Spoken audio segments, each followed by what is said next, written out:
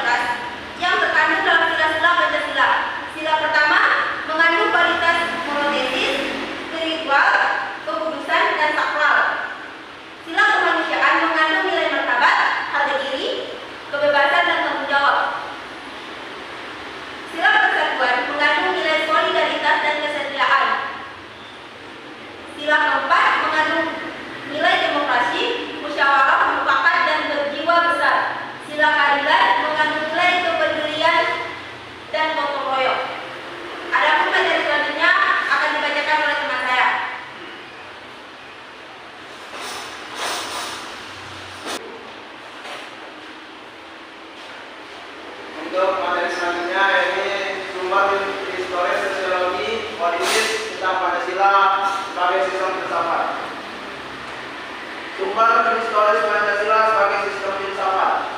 A. Ketuhanan yang Maha Esa. Tuhan telah menjerah dalam ruang publik Nusantara. Hal ini dapat dibuktikan dengan masih berlangsungnya sistem penyembahan dari berbagai kepercayaan dalam agama-agama yang hidup di Indonesia. Pada semua sistem religi tradisional di muka bumi, termasuk di Indonesia, agama memiliki peranan sentral dalam pendefinisian institusi sosial. Yang B. Sila kemanusiaan yang adil dan beradab. Bangsa Indonesia sejak dulu dikenal sebagai bangsa maritim, telah menjelajah ke berbagai penjuru Nusantara bahkan dunia. Hasil pengembaraan itu membentuk karakter bangsa Indonesia kemudian oleh Soekarno disebut dengan istilah internasionalisme atau pre-kemanusiaan. Dan C. Persatuan Indonesia. Sila Persatuan Indonesia. Kebangsaan Indonesia merefleksikan suatu kesatuan dalam keragaman serta kebaruan dan kesilapan.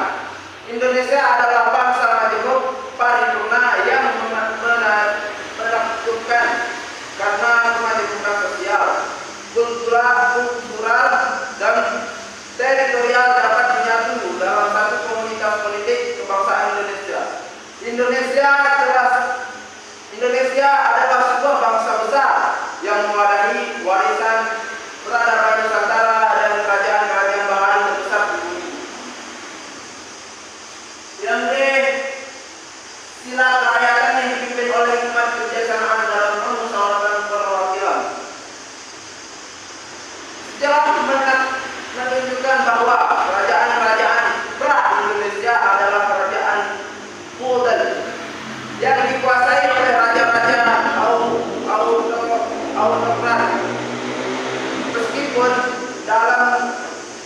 Meskipun demikian, nilai-nilai demokrasi dalam taraf tertentu telah berkembang dalam budaya Nusantara dan dipraktikkan setidaknya dalam politik kecil seperti di desa, di Jawa, Nagari di Sumatera Barat, Banjar di Bali, dan lain-lainnya. Tan Malaka mengatakan bahwa paham kedaulatan rakyat sebenarnya telah tumbuh di alam kebudayaan Minangkabau. Kekuasaan raja dibatasi oleh ketundukan pada keadilan dan kepatuhan. Kemudian Hatta menambahkan ada dua anasir tradisi demokrasi di Nusantara, yaitu hak untuk mengadakan protes terhadap peraturan raja yang tidak adil dan hak untuk menyingkir dari kekuasaan raja yang tidak disenangi. Yang E. Sila keadilan sosial bagi seluruh rakyat Indonesia. Sejarah mencatat bahwa bangsa Indonesia dulunya adalah bangsa yang hidup dalam keadilan dan kemakmuran. Keadaan ini kemudian dirampas oleh kolonialisme. Dikutip dari Yudi Latif 2011 nomor 493 sampai 494. Untuk yang kedua, sumber sosiologis Pancasila sebagai sistem filsafat. Sumber sosiologis Pancasila sebagai sistem filsafat dapat diklasifikasikan ke dalam dua kelompok. Kelompok pertama, masyarakat awam yang memahami Pancasila sebagai sistem filsafat yang sudah dikenal masyarakat dalam bentuk pandangan hidup, yaitu misalnya dalam konteks agama, masyarakat Indonesia dikenal sebagai masyarakat yang religius karena perkembangan kepercayaan yang ada di kelompok yang ada di masyarakat sejak animisme, dinamisme, politeistis hingga monoteisme. Kelompok kedua, masyarakat ilmiah akademis yang memahami Pancasila sebagai sistem filsafat dengan teori-teori yang bersifat akademis.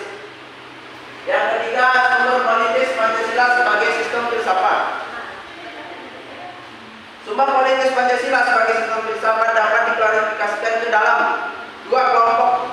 Kelompok yang pertama meliputi wacana politis, yakni tentang Pancasila sebagai sistem filsafat pada sidang BPUPKI, sidang PPKI, dan Kuliah Umum Soekarno antara tahun 1958 dan 1959 tentang pembahasan sila-sila Pancasila secara filosofis.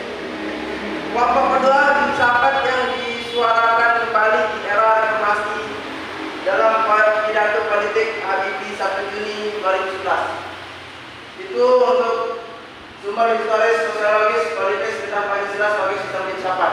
Materi selanjutnya akan disampaikan oleh Mbak Nala.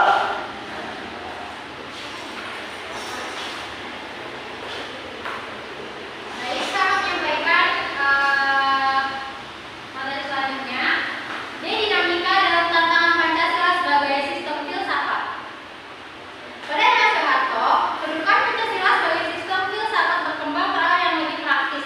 Dalam hal ini, istilah lebih tepat adalah Weltanschauung. Artinya, filsafat Pancasila tidak hanya bertujuan mencari kebenaran, tidak hanya bertujuan mencari kebijaksanaan, tetapi juga digunakan sebagai pedoman hidup sehari-hari. Atas dasar inilah, Soeharto mengembangkan sistem filsafat Pancasila sebagai penerapan P4.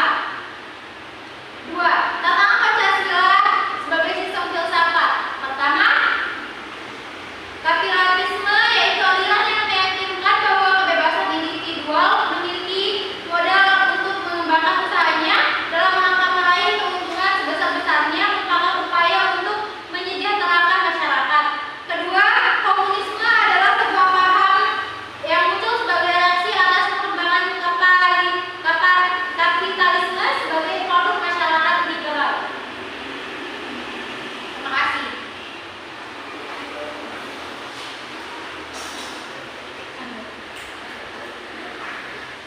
Baik, saya akan menyampaikan materi selanjutnya. Esensi dan urgensi Pancasila sebagai sistem filsafat. 1.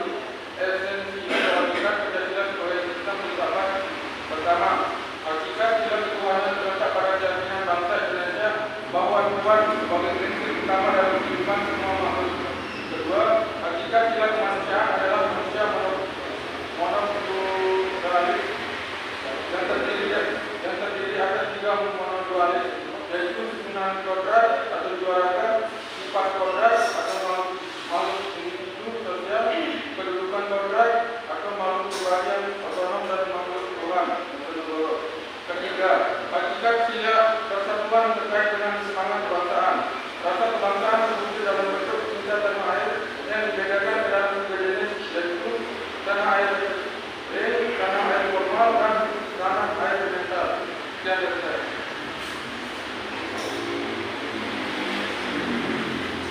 Baik, saya akan melanjutkan materi yang E, esensi dan urgensi Pancasila sebagai sistem filsafat. 4. Hakikat sila kerakyatan terletak pada prinsip musyawarah, artinya keputusan yang diambil lebih berdasarkan pada semangat musyawarah untuk mufakat, bukan membenarkan individu saja terdapat mayoritas tanpa peduli pendapat minoritas. 5. Hakikat sila keadilan terwujud dalam 3 aspek, yaitu keadilan distributif, legal, dan komutatif. Keadilan distributif adalah keadilan bersifat berbagi dan negara kepada warga negara. Sekian, terima kasih.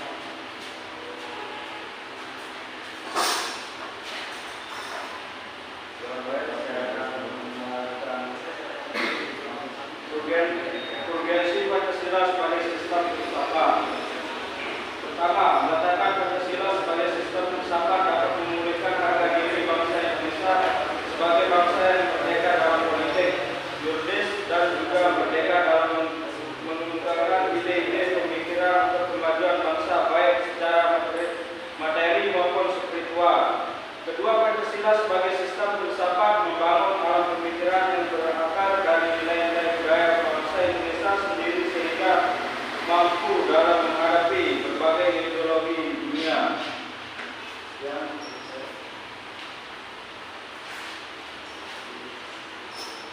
Urgensi Pancasila sebagai sistem filsafat.